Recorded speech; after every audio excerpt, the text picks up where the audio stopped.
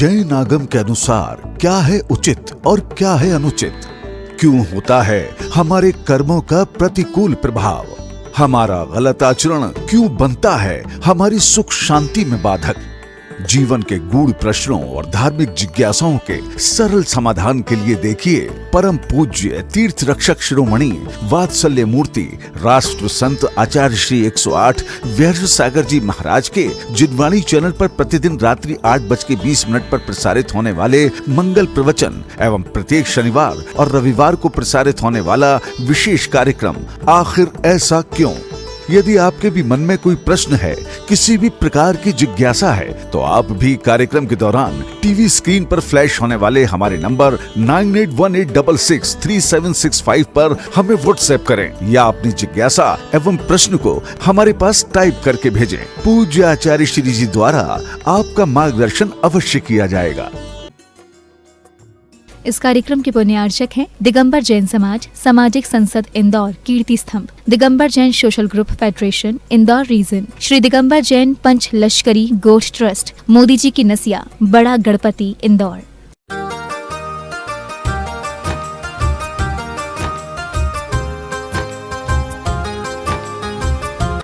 हम मुनिराज 24 घंटे ऐसा हाथ रखने की इजाजत है, ऐसा हाथ रखो सबको आशीर्वाद दो, ऐसा नहीं। याचना वृत्ति से बिल्कुल हम लोग फ्री हैं। साधु को कहा गया याचना वृत्ति मत करना। अगर याचना वृत्ति कर सकते तो केसरों का वो करते, कैंची मंगा लेते और काट लेते, उस तरह मंगाते निपटा देते। पर बोले कि नहीं, याचना नहीं करना है। पवन जी कितने ही ध्यान दें, पवन जी कितनी सेवा करें, पर पवन जी से हमारे मुंह छिल जाए। यदि हम पवन जी से कहें कि एक पेन ला के दे दो, नहीं लिखना मंजूर है, कोई बात नहीं, नहीं लिखेंगे, पर मुंह से नहीं मांगे कि पेन ला के दे दो, ये सामान ला के दे दो।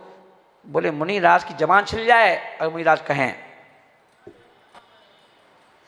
ऐसा कह दिया, ऐसी चली जा रहे। बोले ना तो क्या करना है? कालातिक्रमा। बोले आपने देने में विलंब कर दिया। और दूध उठा के लाए, दूध उठा के लाए गिलास, अभी गिलास अंजलि के पास आया ही था, कितने में किसी महिला ने कहा बूढ़ो डाल दो। अरे नहीं डालो, हम नहीं डालो, आज तो बूढ़ो डालो उसमें। अब महाराज तो खड़े ही थे, अब वो बूढ़ो डालने चली गई। जब तक आए तो महाराज बैठ गए कि क्या महाराज हम बूढ़ो डाल के तो ला रहे थे। कालातिक्रमा। मुनिराज को कहा गया इतना ही इंतजार करना है मात्र, जब तक 9 बार नमो काल पढ़ो, और इतनी देर में यदि कोई चीज अंजलि में वापस आ गई तो ठीक, और नहीं तो अंतराय। ये भी ध्यान रखना है। तब जाकर के कर्मों की निर्जरा होती है, तब जाकर के ना आत्मा की सफाई होती है, तब जाकर। इसलिए तो क्यों कहा गया कि मुनिराज बनना खाली कपड़े उतारने से तो कोई भी कपड़ा उतार देगा। जानवर पूरे के नंगे घूम रहे हैं, क्या मुनिराज हैं? बोले नहीं, मुनिराज का मतलब है कि उनकी एक एक डगर, चलना, उठना, बैठना, खाना, पीना, हर चीज देख देख करके, है ना, सोच खोद करके, विचार कर करके फिर लेना, उसका नाम। इसलिए कहा गया कि तब जा कर्म को चला। नहीं तो बाकी स्थूल में यदि अपन देखेंगे तो महावीर स्वामी ने कहा पुण्य और पाप दो ही चीज तो हैं। तुम यदि परेशान हो तो पाप है, तुम्हारी ऐश्वर्य में जिंदगी जी रहे हो तो पुण्य है सीधे। पर ये तो दे दिया मेन स्विच है, पुण्य और पाप क्या कह दिया, मीटर के पास लगा हुआ बड़ा वाला मेन स्विच है। कहता पर क्यों मेन स्विच खींच दो, सारी लाइट एक साथ बंद। मगर 10 कमरों का मकान है, 20 कमरों का मकान है, हर कमरे में एक इतना बड़ा बड़ा बोर्ड लगा हुआ है ना, 10 बल्ब लगे हैं तो 10 बल्ब का अलग अलग एक स्विच है, पंखे का अलग है, एसी का अलग है कि नहीं सबके? तो हमें क्या करना पड़ता है, रोज अलग अलग स्विच का उपयोग करना पड़ता है। तो ऐसे ही धर्म का मतलब ये नहीं कि सीधे बस मंदिर जा गए काम खत्म।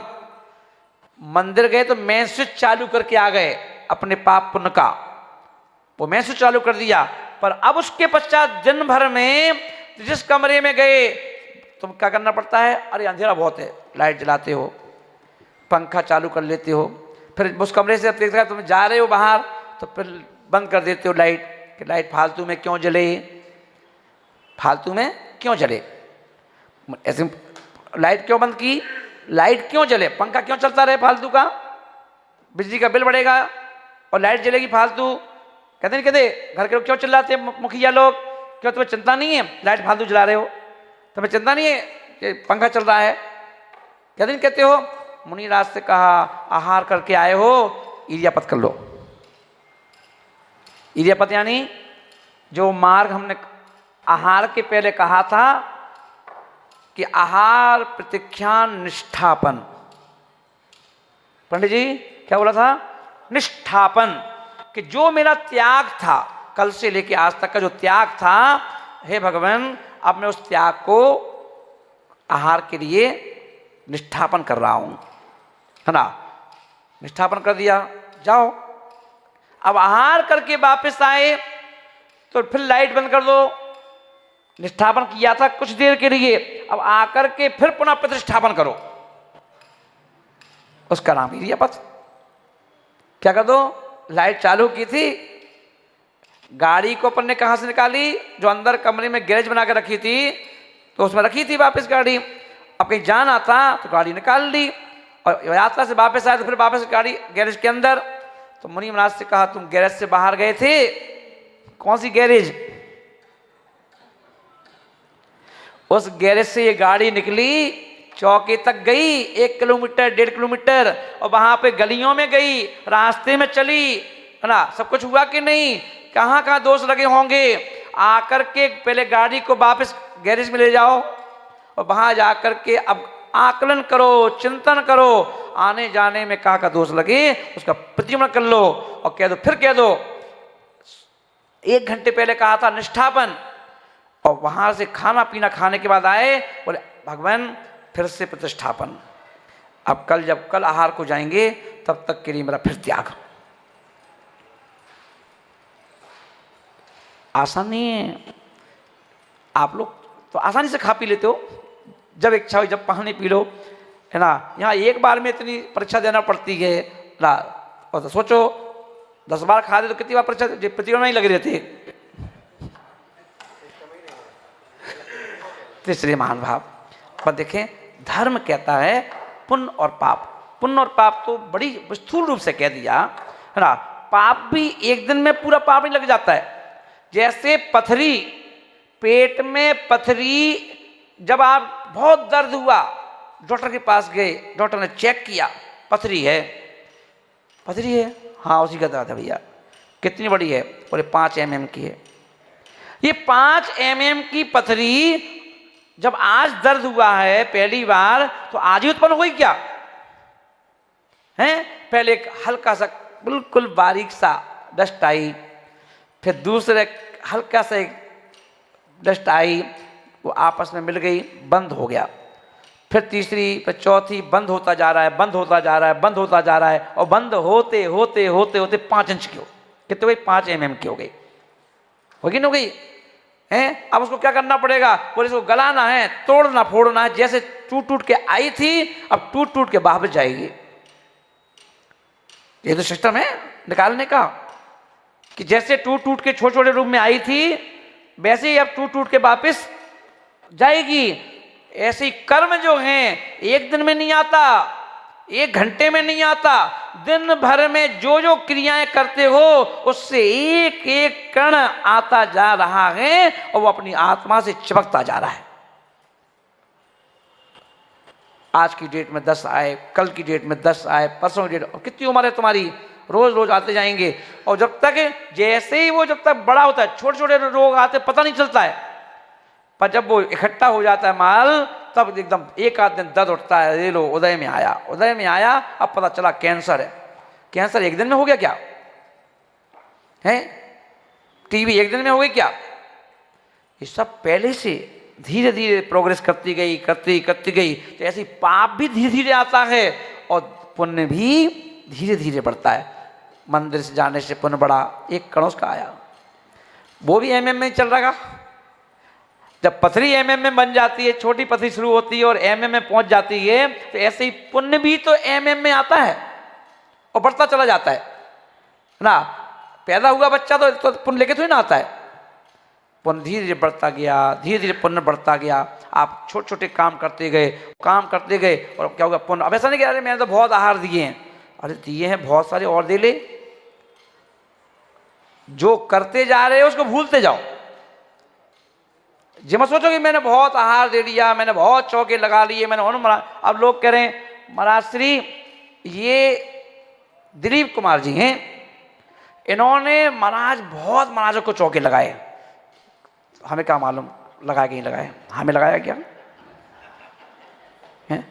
महाराज ये पवन जी बहुत बड़े दानी हैं, इन्होंने उन महाराज को बहुत दान दिया, उन महाराज के बहुत ऐसा किया। दिया होगा, वो उस समय दिया, उनके पेट में चला गया, हमारे पेट में कहाँ जा रहा? जंगल में मोर नाचा किसने देखा? वो तो नाचते ही है, तो हमने देखा क्या? नहीं देखा, हमें देखा। तो इसलिए महान भाव कहा गया पुण्य करते रहो, उसमें आलस मत करो। जैसे रोज नहाना जरूरी है, रोज कपड़े बदलना जरूरी है, रोज पेट में खाना पीना जरूरी है, पानी पीना जरूरी है रोज, ऐसे ही पुण्य भी रोज करने की चीज है। पाप नहीं करना है, पर पाप कर लेते हो। उन्होंने कहा ना करते पुण्य के लिए है, पर पाप हो जाता है। कभी मंदिर में हो जाता है, कभी घर में हो जाता है। कभी सोचते हो क्या कोई पत्नी चाहती है कि हम पति से लड़ें? नहीं चाहती ना, मगर कोई व्यवस्था बनाने के लिए कोई बात चलती है, सिर्फ कहने का तरीका नहीं आया, इसलिए लड़ाई हो जाती है ना? क्या आना चाहिए? लड़ाई घर घर में ऐसा कोई घर है क्या जिसमें कभी तू मैं ना होती हो? होती कि नहीं होती है? होती कब है? जब कभी तुम्हारा ईगो हाई हो जाता है, कभी उसका ईगो हाई हो जाता है और झगड़ा हो जाता है। ईगो तो लड़ाई करवाएगा ना। कहने का तरीका, 3 चीजें ध्यान रखना। हाथ जोड़ो सब लोग और चेहरे मुस्कुराहट लाओ। वो 3 चीजें कौन सी हैं? बोलो। सहना। पहले की मम्मी पापा, आज की पता नहीं, पहले के मम्मी पापा दुकान में यदि किसी ने कुछ कहा, कोई ग्राहक ने कुछ कहा, तो पिताजी कहते थे बेटा कोई बात नहीं, 2 बात सहन करने में कोई दिक्कत नहीं है, दुकानदारी चलती रहेगी, दुकान बंद नहीं करना है अपन को, लड़ना झगड़ना नहीं है। अरे लड़ तो अपन भी सकते हैं उससे, अपन भी मार पीट सकते हैं उसको, पर नहीं, 2 बात गाली दे गया ना, भूल जाओ, कोई बात नहीं। बड़े बनिया बुद्धि यही है, 2 गाली खा लो चल जाएगा, 2 बातें सुन लो कोई बात नहीं, दुकानदारी करते रहो, फिर तो दुकान ही बंद हो जाएगी, ताला डल जाएगा। ऐसे कहते नहीं कहते? और पहले बेटी को भी सिखाया जाता था, बेटा तू पराए घर में जाएगी, तेरी शादी हो जाएगी, और वहाँ शादी होगी तो तेरे लिए सास मिलेगी, ससुर मिलेंगे, देवर मिलेगा, जेठानी मिलेगी, और हो सकता है कि वो अपने जेठानी होने का अब उस पद पे है तो कुछ ना कुछ तो असर दिखेगा ना। भाई मिर्ची है तो मिर्ची का तो असर तीखा ही होगा, उसका स्वभाव है अपना। जेठानी हो और वो जताए ना देवरानी को कि मैं जेठानी हूं, फिर मजा कैसे आएगा? या तो 2 काम हैं, या तो देवरानी खुद जेठानी को सम्मान देना चालू कर दे कि तुम बहन हो बड़ी, तुम बड़ी बहन हो, बहन आज से मैं आपकी छोटी बहन हूं, आपको पूरे घर का हिसाब किताब मालूम है, सबका स्वभाव मालूम है, सबका स्वाद मालूम है, इसलिए मैं आपके साथ साथ काम करूंगी, और कोई मुझसे गलतियां हो, साथ तो छोड़ो, आप बताते जाना, आप बताते जाना। कोई गलती हो तो आप तो बिल्कुल बेशक बता देना, मैं छोटी बहन हूं आपकी, बस बार बार कहते रहो छोटी बहन हूं, छोटी बहन हूं, तो अपने आप उसके दिमाग में फिट हो जाएगा कि मैं बड़ी हूं। झगड़े खत्म। अब वो अपने आप तुम्हें जेठानी होने का ज्यादा वो नहीं दिखाएगी, और तुम्हारा पक्ष भी ले लेगी सास से। और तुमने कहा कि तुम काहे की बड़ी, हम भी तो हैं, सोई उसने कहा बेटा रुक जाओ, हम भी विरोध करेंगे और सास ससुर से भी तेरे भड़का के तेरे को निपटा देंगे, घर में क्लेश हो जाएगा। तो पहले कह दो, है कि नहीं, जेठानी मान लो, क्या दिक्कत है? तो ऐसे करके आप घर में क्या है, सहना, ये इसका नाम सहना है। सहना, मौके पे कहना, मौके पे कहना। अब ऐसा नहीं कि तो बहनें कहेंगी सहना सहते हैं क्या, हमारी उम्र सहने के लिए, क्या हमारी जिंदगी सहने के लिए? नहीं भैया, अभी सहन कर लो। अगर अभी आप कुछ बोलोगे, क्योंकि कहा गया है कि अगर पति गर्म अंगारा बन जाए, लाल लाल अंगारा, तो तुम सरोवर बन जाओ। जब अंगारा सरोवर में गिरेगा तो अपने आप बुझ जाएगा, है ना। और अगर पत्नी कभी दुर्गा चंडी बन जाए तो पति से कहा गया तू एक काम कर, उस अंगारे को अपने सरोवर में गिराने की कोशिश करो। ये सरोवर बड़े प्यार से बोलो, क्या दिक्कत है ना। वो चिल्ला रही हो, तुम कहो अरे आज क्या बात है, तेरे मुख से चंद्रमुखी, ऐसे शब्द अच्छे ही लगते हैं। तेरे चेहरे पे मुस्कुराहट ही अच्छी लगती है। जब से तू शादी करके आई है तो तेरी मुस्कुराहट पे ही घर चल रहा है, और आज तेरा ये स्वरूप कैसा हो गया, मुझे तो लग ही रहा, मुझे तो ताज्जुब हो रहा है, आश्चर्य हो रहा है। वो कुछ देर में हंस देगी, है ना। तो इसलिए कह दिया एक अंगारा बने दूसरा सरोवर बन जाओ, एक अंगारा दूसरा सरोवर बन। दीपक ध्यान रखना, तो एक सरोवर एक अंगारा बनो, गाड़ी खिंचती रहेगी। तो क्या बोलो, पहला सूत्र क्या था, बोलो बोलो सहना, ये पहला सूत्र है, घर गृहस्थी चलाना है। दूसरा मौके पे कहना। अब बड़े प्यार से बोलेगा तो कहना अपना प्यार अपने पास रखो। उस दिन तो बड़ी गाली बक रहे थे, हैं, अब वो अपने आप क्षमा मांगेगा। अरे नहीं नहीं, ऐसा प्यार मत करो भैया, तुम अभी प्यार कर रहे हो फिर बाद में गाली देते हो, इसलिए वो ऐसे रखो बीच वाला। अरे नहीं नहीं, बुरा मान गई तुझे, अरे बुरा नहीं मानी मैं तो आपकी रक्षा कर रही हूँ कि तुम्हें तुम्हारा मुंह गंदा ना हो, तुम्हें बार बार गालियाँ ना देना पड़े, इसलिए भैया इतना प्यार करो, छोटा थोड़ा, है ना। उसको अपने आप गिल्टी फील होगा, अपने आप पश्चाताप के करेगा, और अपने आप तुमसे क्या करेगा, कहना क्षमा मांग लेगा। तो तरीके हैं ना, तरीके। तो इसलिए आचार्य बोल रहे हैं कि कर्म का बंध ना हो, कर्म का बंध ना हो, झगड़ा ना हो, इसलिए घर को कैसे संभालना है। तो आचार्य ने कहा सहना, मौके पे कहना, फिर खुशी से रहना।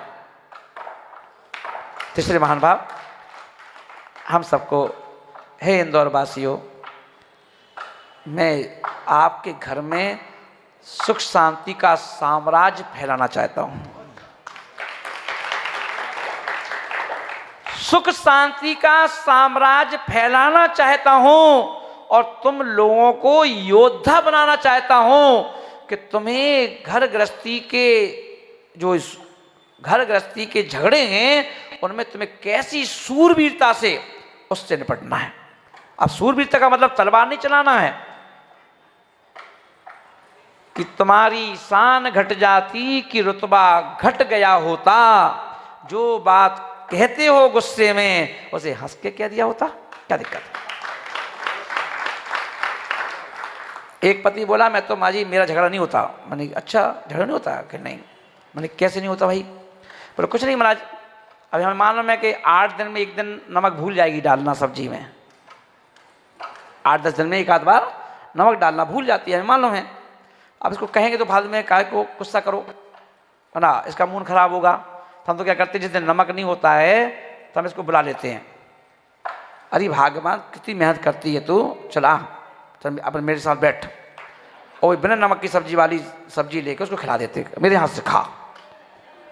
जब जैसे खिलाएंगे तो कहेगी ए राम इसमें तो नमक तो है नहीं है। अरे नमक नहीं है क्या, तो देखिए क्या करो, ट्रिक अपना दिया, ट्रिक, झगड़ा होगा ही नहीं, है ना। तीसरे महान भाव, बोलो सहना और फिर कहना, है ना, मौके पे कहना और तरीके से कहना। लड़ाई, अब लड़ाई झगड़ा करके क्या कहना, चिल्ला चिल्ला कहना, चिल्ला कहना। अरे प्रेम से कह दो, क्या बात है कि तुम्हारी शान घट जाती कि रुतबा घट गया होता, जो कहते हो गुस्से में उसे हंस के कह दिया होता। तो महान भाव इसका ध्यान रखें, बोलो महावीर भगवान की जय।